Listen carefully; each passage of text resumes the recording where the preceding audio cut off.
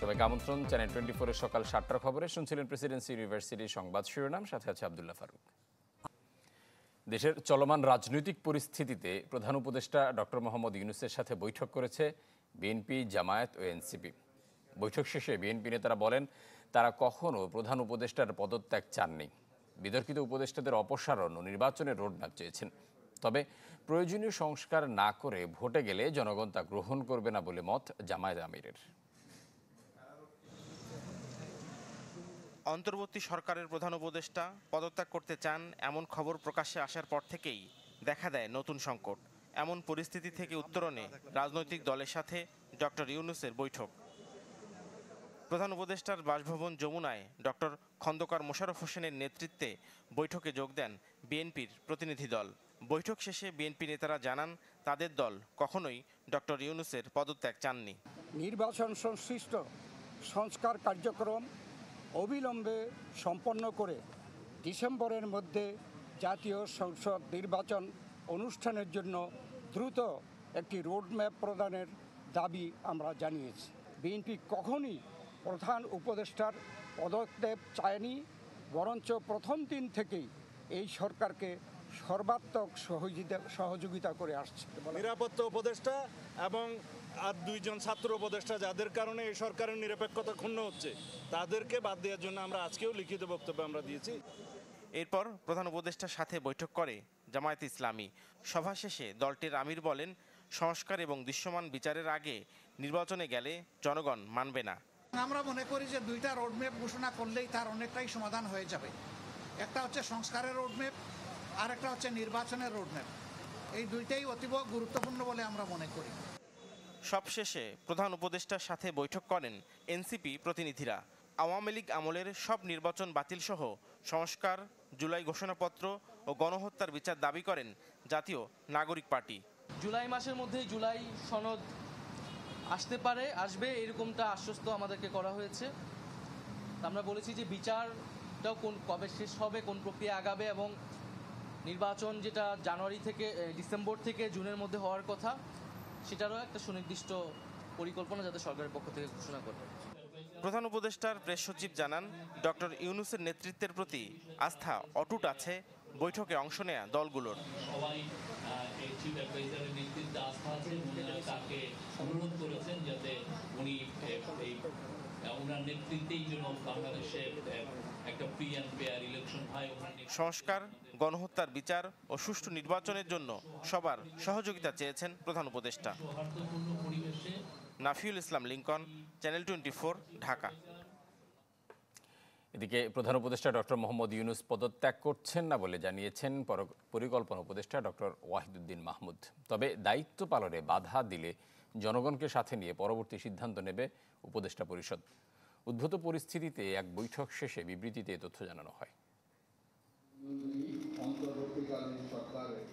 আগস্টে দায়িত্ব নেওয়ার পর থেকেই নানা চ্যালেঞ্জকে সঙ্গী করে পথ চলতে হচ্ছে অন্তর্বর্তী সরকারকে। সময় গড়ানোর সাথে সাথে উত্তাপ বাড়ে রাজনীতির মাঠে। এরই মধ্যে চাউর হয় ক্ষুব্ধ প্রধান উপদেষ্টা পদত্যাগ করতে চাচ্ছেন। জানিয়ে গেল কয়েকদিন ধরে উত্তপ্ত রাজনৈতিক অঙ্গন। অবশেষে বিষয়টি নিয়ে আনুষ্ঠানিকভাবে নিজেদের অবস্থান স্পষ্ট করে উপদেষ্টা পরিষদ। একনেক সভা পরবর্তী এক অনানুষ্ঠানিক বৈঠকে তারা জানায়, নির্বাচন, সংস্কার ও বিচার বিষয়ে নানা অযৌক্তিক দাবির মুখোমুখি হচ্ছে সরকার, যা ব্যাহত করছে স্বাভাবিক কার্যক্রম। এক বিবৃতিতে উপদেষ্টা পরিষদ জানায়, শত বাধার মাঝেও গোষ্ঠী স্বার্থকে উপেক্ষা করে দায়িত্ব পালন করে চলছে অন্তর্বর্তী সরকার। যদি পরাজিত শক্তির ইন্ধনে এবং বিদেশি ষড়যন্ত্রের অংশ হিসাবে সরকারের উপর আরোপিত দায়িত্ব পালনকে অসম্ভব করে তোলা হয়, তার সব কারণ জনসমক্ষে উত্থাপন করবে সরকার। একই সাথে জনগণকে সাথে নিয়ে প্রয়োজনীয় সিদ্ধান্ত গ্রহণ করা হবে। পরে পরিকল্পনা উপদেষ্টা জানান, পদত্যাগ করছেন না প্রধান উপদেষ্টা। অবশ্যই চলে যাবেন বলেননি। আমাদের যে কাজ করছি, আমাদের সামনে যে দায়িত্ব দেওয়া হয়েছে, সেই দায়িত্ব পালনে অনেক প্রতিবন্ধকতার সৃষ্টি হয়েছে, কিন্তু আমরা সকল প্রতিবন্ধকতা কাটিয়েই আমাদের অর্পিত দায়িত্ব, এটা তো একটা বড় দায়িত্ব, এর উপর নির্ভর করবে দেশের ভবিষ্যৎ, বহু বছরের ভবিষ্যৎ। পরিকল্পনা উপদেষ্টা জানান, সামনের কঠিন পথ পাড়ি দিতে জনগণকে সাথে নিয়ে কাজ করবে সরকার। বিভিন্ন জায়গা থেকে কি প্রতিবন্ধকতা হচ্ছে, তার কি প্রতিবন্ধকতা হচ্ছে। রাকিব আল জাবেদ, চ্যানেল 24, ঢাকা। হাজারো মানুষের অংশগ্রহণে জুলাই যোদ্ধা হাসানের জানাজা হয়েছে কেন্দ্রীয় শহীদ মিনারে। অংশ নেন স্থানীয় সরকার উপদেষ্টা আসিফ মাহমুদ সহ বিভিন্ন দল ও সংগঠনের নেতাকর্মীরা। শহীদ পরিবারের অনুরোধে জানাজা পড়ান গণঅভ্যুত্থানের অন্যতম সংগঠক সাদিক কায়েম। আজ সকালে দ্বিতীয় জানাজা শেষে নোয়াখালী সুবর্ণচরে অন্তিম শয়ানে শায়িত হবেন শহীদ হাসান। শেখ হাসিনার পতনের আগে আন্দোলন যখন তুঙ্গে, ছাত্র জনতাকে প্রতিহত করতে মাঠে নামে আওয়ামী লীগ ও এর সহযোগী সংগঠনগুলো। উত্তাল সে সময়ে 4 আগস্ট চট্টগ্রামের টাইগার পাস এলাকায় বিক্ষোভে সশস্ত্র হামলা চালায় ছাত্রলীগ। তাদের গুলি হকিস্টিকের আঘাতে মাথার হাড় ভেঙে যায় হাসানের। গুরুতর আহত এ জুলাই যোদ্ধাকে উন্নত চিকিৎসার জন্য নেওয়া হয়েছিল থাইল্যান্ডে, কিন্তু সুস্থ হয়ে আর দেশে ফেরা হলো না তার। শনিবার রাতে ঢাকায় আসে গণ অভ্যুত্থানের সবশেষ শহীদের মরদেহ। গোসল শেষে জানাজার জন্য নেওয়া হয় কেন্দ্রীয় শহীদ মিনারে। জানাজায় অংশ নেন উপদেষ্টা আসিফ মাহমুদ, জুলাই শহীদ স্মৃতি ফাউন্ডেশনের সিইও এবং হাসানের স্বজনসহ নানা শ্রেণী পেশার মানুষ।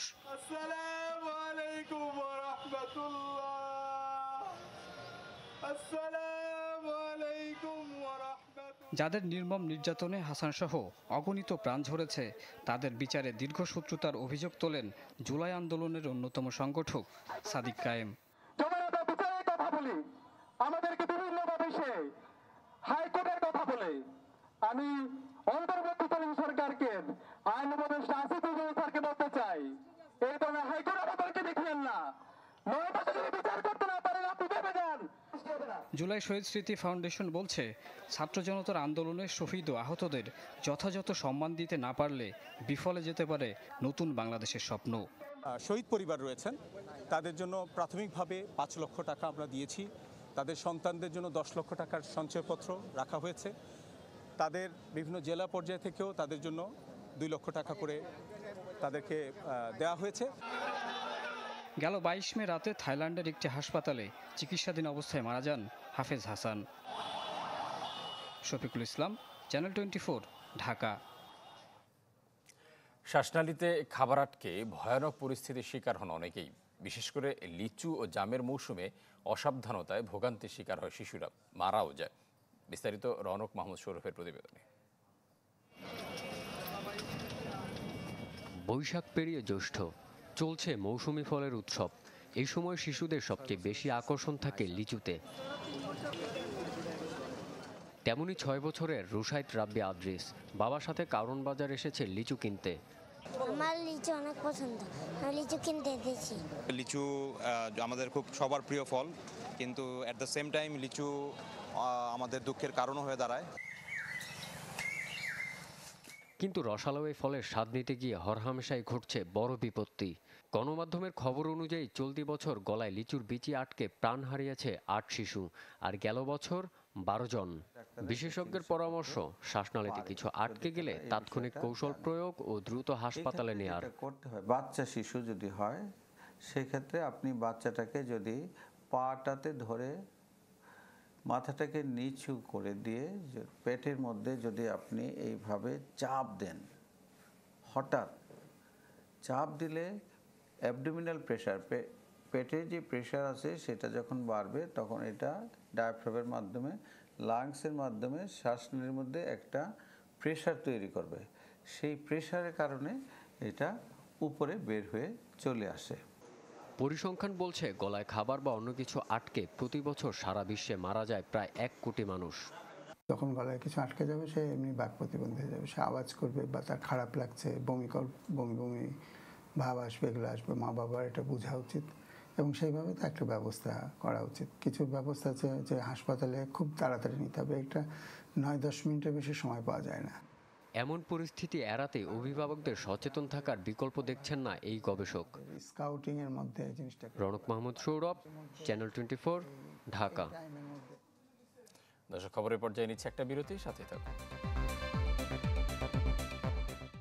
বছরে পা দিল চ্যানেল 24।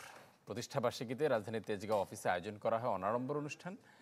এই সময় চ্যানেল 24-এর ব্যবস্থাপনা পরিচালক কে আজাদ আশা করেন দর্শক চাহিদা পূরণে দক্ষতা ধরে রাখবেন গণমাধ্যম কর্মীরা।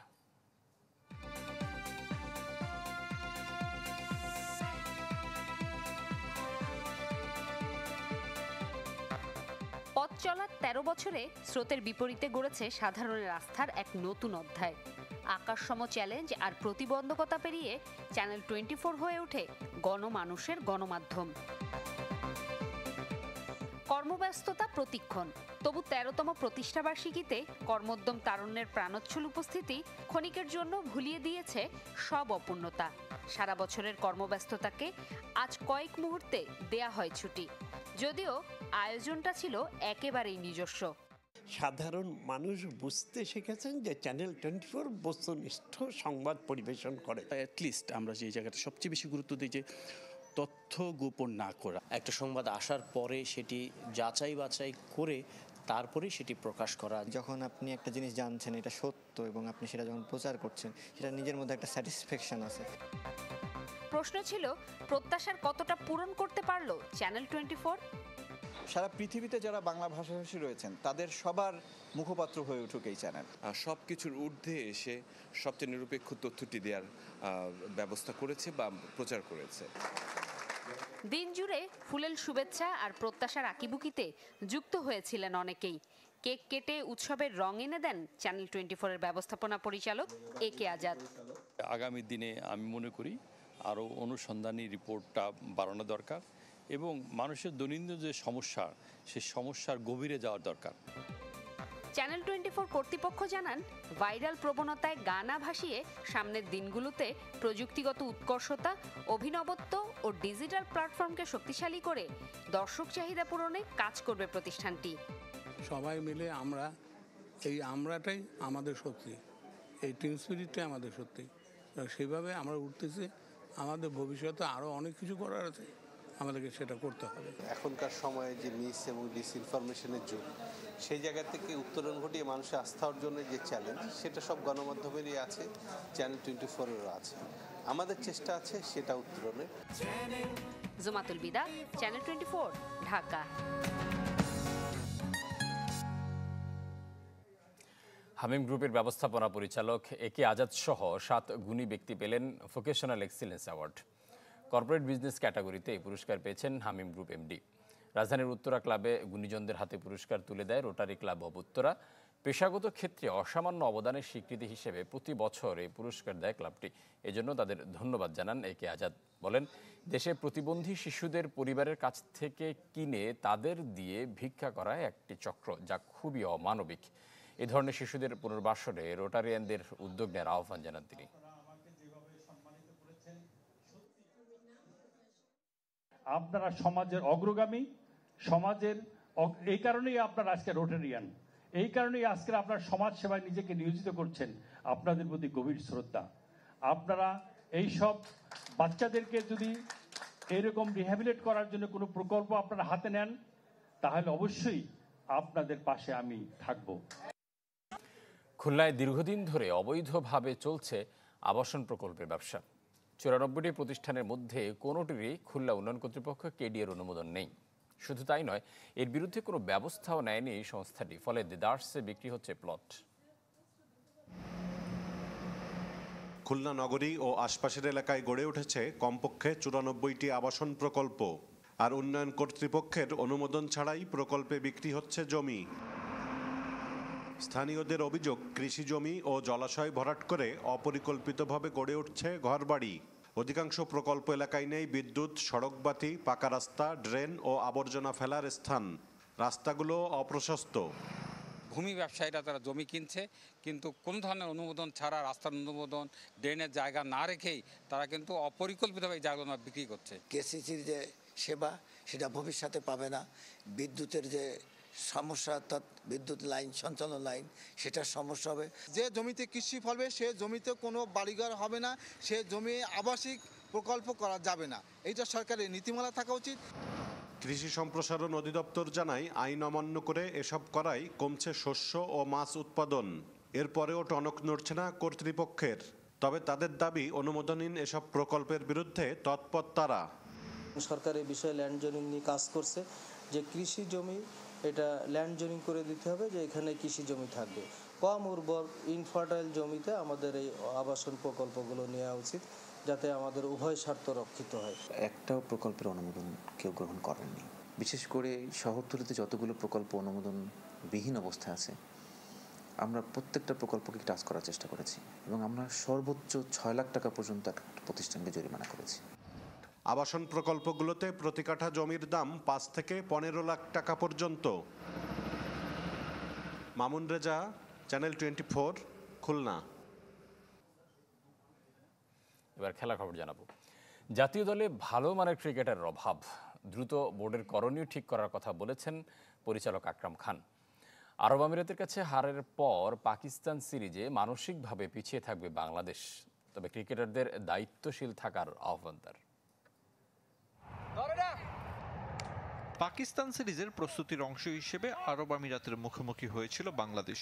মধ্যপ্রাচ্যের দেশটিতে হেরে সমালোচনায় পড়ছে লিটন দাসের দল। আরও একবার সামনে এসেছে দেশের ক্রিকেটের হতশ্রী রূপ। দীর্ঘদিন ধরে ধারাবাহিকতার অভাব, তাই শঙ্কায় ছিলেন বোর্ড কর্তারাও। ক্রিকেটারদের পারফরমেন্সে হতাশ হলেও অবাক হননি আকরাম খান, যেন এমনটাই হওয়ার কথা ছিল।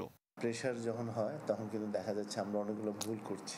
আমাদের যখন থ্রো করার দরকার তখন করছি না, তার মধ্যে ইম্পর্টেন্ট সময় ক্যাচ ছেড়ে দিচ্ছি, তারপরে ইম্পর্টেন্ট সময় বোলিংটা যেভাবে করা উচিত সেভাবে করছি না। বিপিএল এর টুর্নামেন্ট সেরা ক্রিকেটার মেহেদী মিরাজকে ছাড়া আমিরাত সিরিজের স্কোয়াড দিয়েছিল নির্বাচকরা। গাজী আশরাফ ও আব্দুর রাজ্জাক প্যানেলের এমন সিদ্ধান্ত অনেকের চোখে প্রশ্নবিদ্ধ। 4-5টা প্লেয়ারের মধ্যে মেহেদী মিরাজ কিন্তু তাদের মধ্যে একটা। মরুর দেশে বড়সড় ধাক্কা খেয়ে পাকিস্তানের বিপক্ষে 3 টি-20 খেলার অপেক্ষায় টিম বাংলাদেশ। আকরাম খানের মতে মানসিকভাবে পিছিয়ে থাকবে লিটন শান্তরা। প্লেয়ারদের জন্য আমাদের জন্য একটা প্রেশার আছে, বাট ওখানে গিয়ে যদি প্রথম ম্যাচটা জিততে পারে তাহলে কিন্তু ওই বাকি সিরিজটা আমরা ভালো করব। অবনতির দায় শুধুমাত্র ক্রিকেটারদের দিতে নারাজ যে বোর্ড পরিচালক। সংকট সমাধানের জন্য নিজেদের করণীয় খুঁজে বের করার কথা বলেছেন। কি করতে হবে সেটা আমাদের করা উচিত, বাট আমরা হয়তো দেখা যাচ্ছে যে মিডিয়াকে খুশি করার জন্য মিডিয়াকে সব কিছু বলে দিচ্ছি, এই প্লেয়ারে এটা ভালো না এই জন্য নিচ্ছে, যাকে বলা দরকার সে বলছে না। এগুলো কিন্তু সব কিছু ডিসিপ্লিনের বাইরে। ক্রিকেটার, নির্বাচক থেকে শুরু করে বোর্ড পরিচালক সবাইকে দায়িত্বশীল হওয়ার আহ্বান আকরাম খানের। এটা সিলেক্টর বলবে, বাট সিলেক্টরের জায়গায় আরিফুল ইসলাম, চ্যানেল 24, ঢাকা। বলছে যারা টিমের সাথে 304 ফুড গ্রেড স্টেইনলেস স্টিলে তৈরি, যা নিশ্চিত করে জংবিহীন সিঙ্কের আজীবন নিশ্চয়তা। আরএফএল কিচেন সিঙ্ক, স্বাস্থ্যকর কিচেনের চিরস্থায়ী সমাধান। ৭৮তম কান চলচ্চিত্র উৎসবে এবার সর্বোচ্চ পুরস্কার স্বর্ণপাম জিতলেন ইরানি নির্মাতা জাফর পানাহি। থ্রিলারধর্মী চলচ্চিত্র ইট ওয়াজ জাস্ট অ্যান অ্যাক্সিডেন্টের জন্য এই সম্মাননা পেয়েছেন তিনি। এছাড়াও স্বল্প দৈর্ঘ্য চলচ্চিত্র শাখার বিশেষ মেনশন বিভাগে পুরস্কৃত হয়েছে বাংলাদেশের ছবি আলী। রাষ্ট্রবিরোধী কর্মকাণ্ড ও মুক্তমনা চিন্তাভাবনা 15 বছর কাটান গৃহবন্দী অবস্থায়। 3 বছর আগে মুক্তির দাবিতে শুরু করেন আমরণ অনশন। গল্পটা ইরানি চলচ্চিত্র নির্মাতা জাফর পানাহির।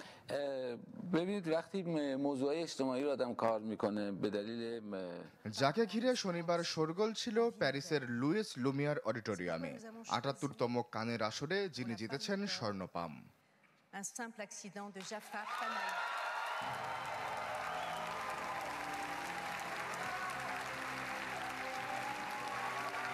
কারারক্ষীর হাতে নির্যাতনের শিকার এক কয়েদি ও বের হয়ে তার প্রতিশোধ ঘিরে চিত্রনাট্য তৈরি করা it was just an accident thriller ধাঁচের এই চলচ্চিত্রের জন্যই পুরস্কার জিতেছেন জাফর পানাহি। আমি আজ এখানে উপস্থিত হতে পেরেছি, কিন্তু আমার মতো অসংখ্য মেধাবী পরিচালক, বাঘা বাঘা অভিনেতা, তারা আজও বন্দী। আমরা চাই এমন একটি সমাজ ব্যবস্থা যেখানে সিনেমা বানাতে ভয় পেতে হবে না। উৎসবের দ্বিতীয় সর্বোচ্চ পুরস্কার দ্য গ্র্যান্ড প্রিক্স জিতেছে নরওয়েজিয়ান নির্মাতা জোয়াকিম ট্রায়ার তার the worst person in the ওয়ার্ল্ডের জন্য। এছাড়াও ব্রাজিলীয় রাজনৈতিক চলচ্চিত্র দ্য সিক্রেট এজেন্ট পেয়েছে আরও 2টি সম্মাননা। এদিকে কানের এবারের উৎসবে প্রথমবার স্বল্প দৈর্ঘ্য চলচ্চিত্র শাখায় বিশেষ মেনশন বিভাগে পুরস্কৃত হয়েছে বাংলাদেশের ছবি আলী। আশ্বাস চৌধুরী, চ্যানেল 24। এই ছিল সকাল 7টার খবরে। বিশ্বের যে কোনো প্রান্ত থেকে সবশেষ খবর জানতে ভিজিট করুন আমাদের ফেসবুক পেজ, ইউটিউব চ্যানেল, ওয়েবসাইটে। আর এতক্ষণ সাথে থাকার জন্য ধন্যবাদ সবাইকে।